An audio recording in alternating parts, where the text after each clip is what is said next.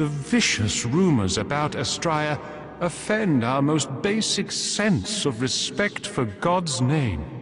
One thing I love about Demon Souls is how interesting its bosses are conceptually. Even after so many years of playing the Souls games, the boss fights in Demon Souls are the ones I have the fondest memories of going up against. And the one that has stuck with me the most is the fight against Maiden Astraea and her faithful knight, Girl Vinland, at the end of the Valley of Defilement. Maiden Astraea is a prolific saint in the church present in the game's world. She went on a pilgrimage to the valley with her companions in the hope of bringing peace to those suffering there with the miracles of God. After witnessing the plight of the valley for herself and failing to make a difference, she began doubting the kindness of her God and came to the conclusion that he had most assuredly abandoned them. Unlike other characters in the game who were twisted into demons after falling in battle, Maiden Astraea willingly pledged herself to the Old One rather than a cruel god to become a demon, all in an effort to aid those in the Valley of Defilement. It's a noble cause, but was it the right one? Have you heard the rumors about Astraea of the Valley of Defilement? They claim that she and her royal knight have become demons and lead a clan of degenerate miscreants. In truth, the rumors are surely unfounded.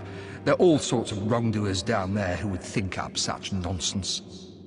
Yet if the rumors are true, then may she be eternally damned for her debasement of the Lord's name. The Valley of Defilement is the most intimidating and crushing level in the game, with an oppressive atmosphere like no other. It's comprised of nothing but filth, disease, and those who've been thrown away by society. It's probably my favorite area in the game simply because of how legitimately scary it is. The valley's population has degraded into a bunch of diseased lunatics, warped by their environment, who look to kill anyone who enters the valley just to get their hands on souls to offer to Maiden Astraea, the woman who showed them compassion. Ever since that demon witch came here, everything has turned foul. This was a much better place before she came.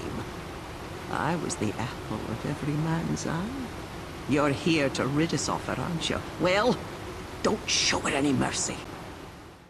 After defeating the Leechmonger and Dirty Colossus and working your way into the deepest part of the valley, I'm sure I'm not the only one who expected to go up against something that looked like this. But that isn't the case.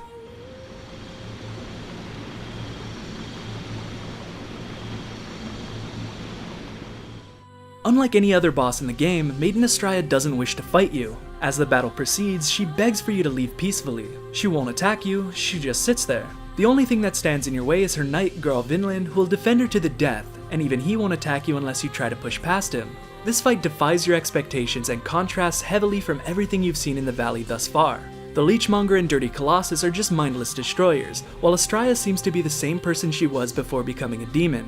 This is because she became a demon willingly, like King Alant. Through collecting the souls that the deprived ones in the valley bring her, she's able to maintain her sanity and continue her work in the valley. Even if she has good intentions, she's still a pawn of the Old One. The Old One creates demons to feed its souls. If it wasn't getting souls out of the deal with Astraea, it would have never made her a demon, and it would have started creating more demons even before you took her out. This is why you need to defeat her. She's helping to maintain the Old One, even if she's using the power she's obtained to help purify the valley. You can either choose to kill Maiden Astraea or Girl Vinland first. When attacking Astraea, her only defense is an explosive miracle called God's Wrath, which she'll use to keep you away as long as possible. If you kill Astraea before Girl, he'll lose his reason for fighting and give up, but if you succeed in killing Girl first, Astraea will end it all and allow you to take her soul without a fight. You killed him, didn't you? Very well. I can no longer resist you. Do as you like. Take your precious demon soul.